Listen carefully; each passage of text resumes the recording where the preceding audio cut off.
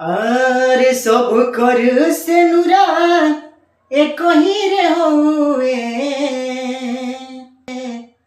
सब कर से नुरा एक ही रे होए, सजनवा अलगा अलगा बा, सजनवा अलगा अलगा बा।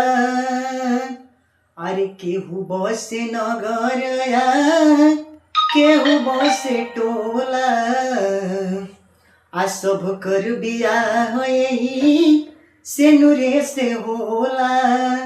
नेहिया सब कर एक ही रे होए, नेहिया सब कर एक ही रे होए, दुलारवा अलगा अलगा बा, सजनवा अलगा अलगा बा।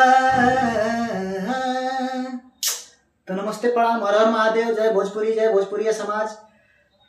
तो आप लोग के वीडियो कैसन लागल कमेंट बॉक्स में जरूर बताई। आप हम कैसन वीडियो बनाई आप लोग अपन राय कमेंट बॉक्स में जरूर दें। सब है, हर हर महादेव, जय भोजपुरी।